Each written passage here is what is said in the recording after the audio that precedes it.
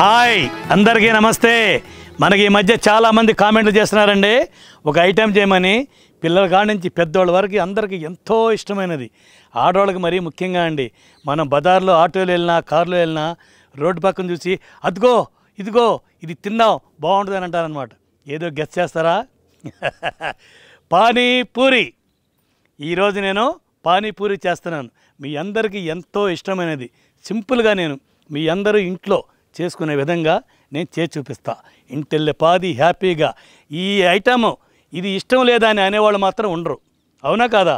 అందుకే మీకు ఈరోజుని సింపుల్గా పానీపూరి ఎలా చేయాలో చేసి చూపిస్తాను.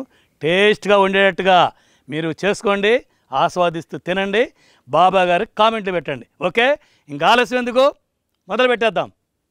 ముందుగా మనం పానీపూరి స్టఫ్ కోసం 4 బంగాళదుంపలు ఉడకబెట్టుకుందాం.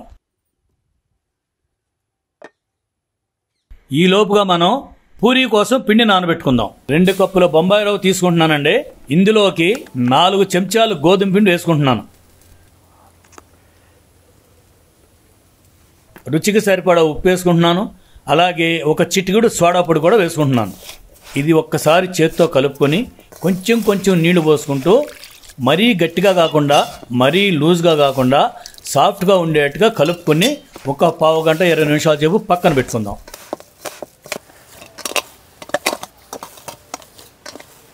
చూసారండి, ఇలా కలుపుకున్న తర్వాత తడి బట్ట తప్పనిసరిగా వేసుకుని పక్కన పెట్టుకోవాలి. బంగాళదుంపలు ఉడికాయండి, దింపేసుకుని తొక్క తీసి ఒలుచుకుని పక్కన పెట్టేసుకుందాం.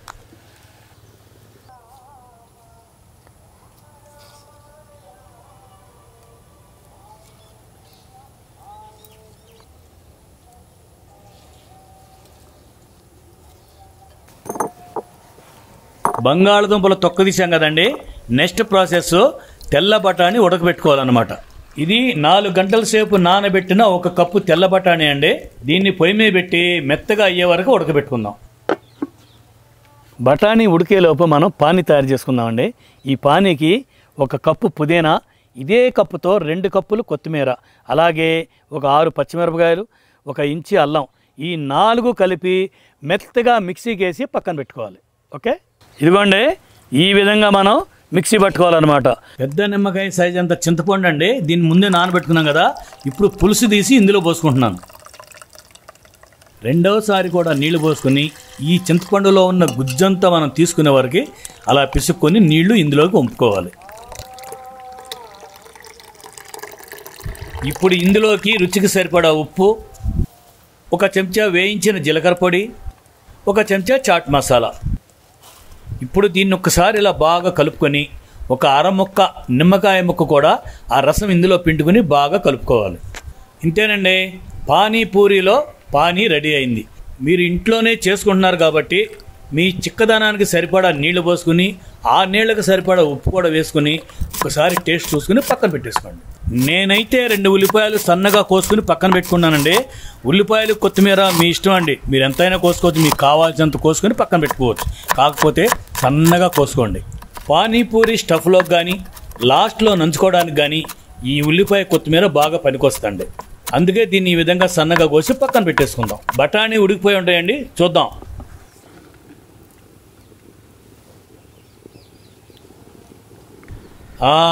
పర్ఫెక్ట్గా ఉడికిపోయినాయండి. ఈ మాత్రం ఉడికిపోతే చాలండి. చూస్తున్నారు కదా, ఉడకబెట్టిన బఠానీ మొత్తాన్ని ఒక బౌల్లో వేసుకొని బంగాళదుంపలు మొత్తం తీసుకొని పిసుక్కొని ఈ బౌల్లో వేసేసుకుందాం.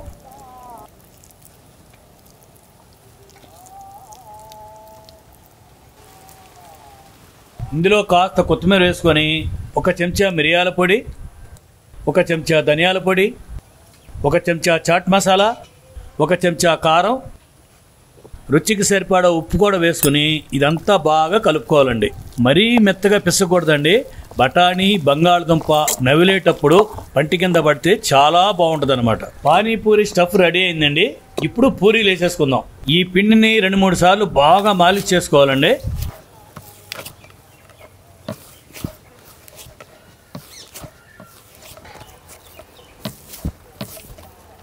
మాలిష్ చేసుకున్న తర్వాత పెద్ద పెద్ద ఉండలుగా చేసుకుని పక్కన పెట్టుకుందాం. చేసుకున్న ఉండలన్నిటినీ ఒక గిన్నెలో వేసుకుని తప్పకుండా వెంటనే తడిగుడ్డ దానిపైన కప్పుకోవాలి. ఇప్పుడు ఒక్కొక్క ఉండని తీసుకుని చపాతీలాగా బాగా పెద్దగా ఒక షీట్ లెక్క తయారు చేసుకోవాలి.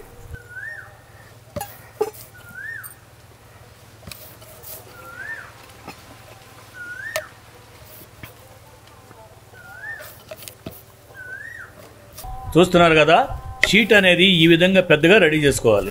మీ ఇంట్లో ఏమన్నా సీసా మూతలు కానీ ఒక కప్పు కానీ ఏదన్నా ఉంటే మీకు కావాల్సిన సైజులో ఇలా చిన్న చిన్న పూరీలుగా షేప్ చేసుకోవాలి.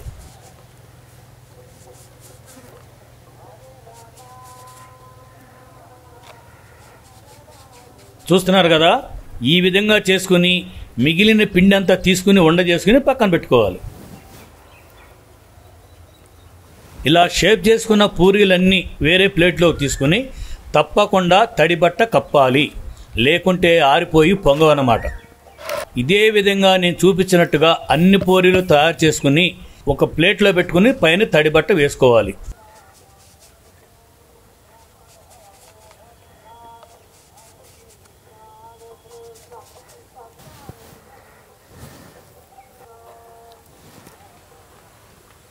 పూరీ షీట్లు రెడీ చేసుకోవడం అయిపోయిందండి. ఇప్పుడు పొయ్యి దగ్గరికి వెళ్ళిపోదాం. కడాయి పెట్టుకుని పూరీలు కాల్చడానికి సరిపడా నూనె పోసుకుందాం.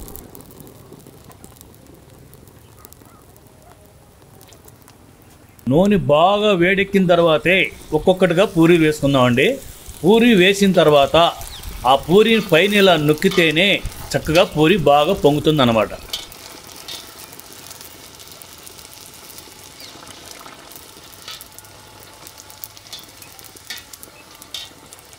ఇలానే అన్ని పూరీలు చక్కగా రెండు వైపులా ఒకే కలర్ వచ్చే వరకు ఫటాఫట్గా కాల్చేసుకొని వేరే ప్లేట్లోకి తీసుకుందాం.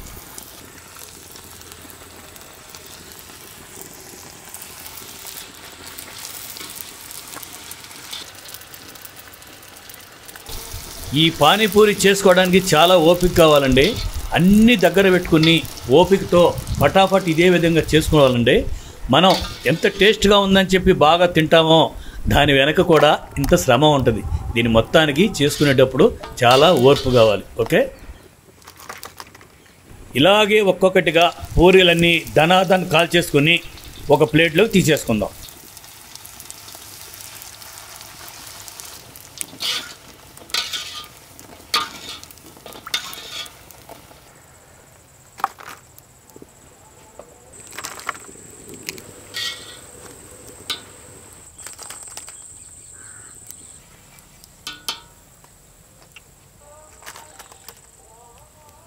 అయిపోయిందండి పూరీలు కాల్చడం.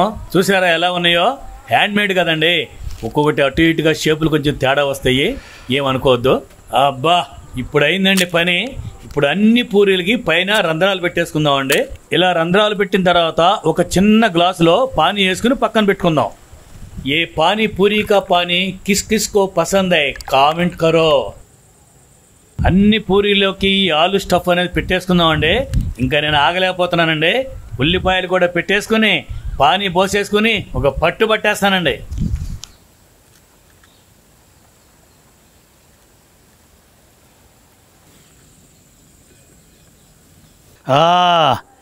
ఇలా ఒక్కొక్క పూరీకి స్టఫ్ చేసుకున్న తర్వాత ఇలా పానీ నిండా పోసుకోవాలండి. పోసుకుని ఇలా తీసుకుని చూసారా ఎలా ఉందో?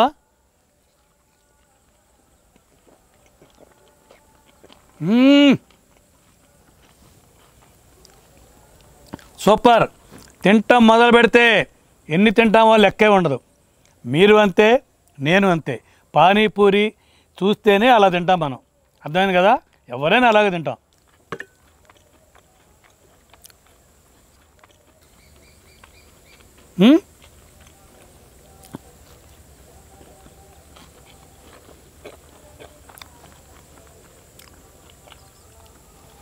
సూపర్ టేస్ట్ అండి.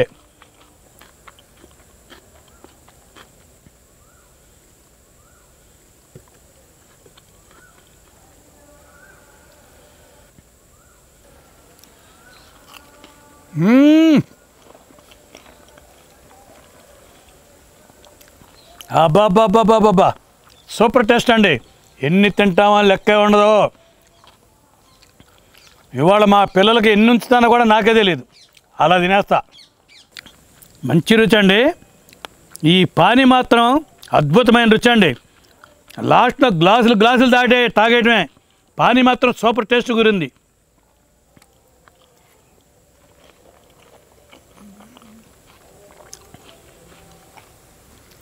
మనం పానీపూరి బండి దగ్గరికి వెళ్తే వాడు ముంచి పెడతా ఉంటాడు, స్టవ్ పెట్టి ముంచేస్తూ ఉంటాడు, మనం తినేస్తూ ఉంటాం. వాడు ముంచుతాడు, మనం తినేస్తాం. అలా ఎన్ని పూరి తింటామో కూడా లెక్క లేకుండా తింటాం అనమాట. నేనైతే ఇప్పుడు ఎన్ని తింటాను నాకైతే లెక్క తెలీదు. మీరు ఒక్కొక్కళ్ళు ఎన్ని ప్లేట్లు తినగలరో, ఆ టేస్ట్కి తింటారో కామెంట్ సెక్షన్లో పెట్టండి. నేనైతే మాత్రం లాస్ట్లో చెప్తే ఎన్ని తిన్నది.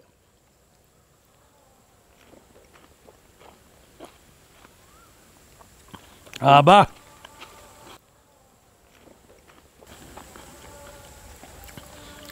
పులుపు, కారం, నిమ్మకాయ పులుపు పడింది కానీ భలే టేస్ట్ వస్తుంది అనమాట. అలాగే కారం, ఈ ఉల్లిపాయ, పుదీనా, పచ్చిమిర్చి ఫ్లేవర్ ఇవన్నీ కలిస్తే పానీపూరి ఎంత టేస్ట్ ఉంటుందండి.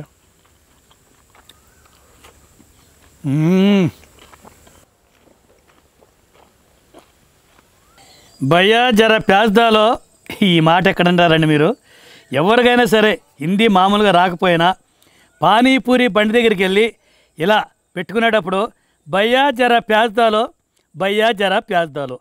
ఈ మాట మాత్రం ప్రతి ఒక్కరికి, ఎంత హిందీ రాని వాళ్ళకైనా భయ్యా జర ప్యాజ్దాలో అనే మాట మాత్రం కంపల్సరీ వస్తుంది. అవునా కాదు? ఇది మాత్రం నిజమండి. నేను చాలాసార్లు బండి దగ్గర గమనించాను. ఇక రెండో ట్రిప్ అండి. ఎలా తినేస్తున్నాను చూసారా? కడుపు పగిలిపోవాలి వాళ్ళ. ఇలా పోసుకొని బాబా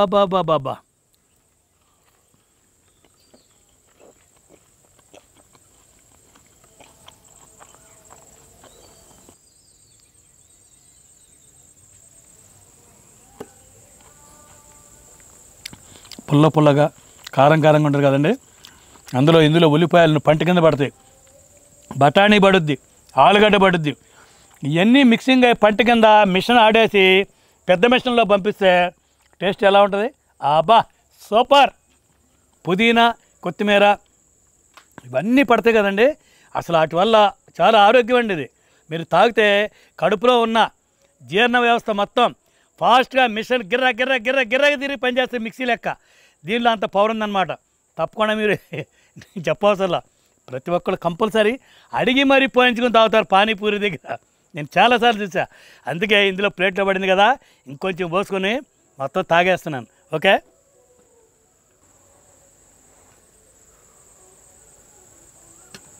ఇప్పుడు తృప్తిగా ఉందండి. ఇలా తాగితేనే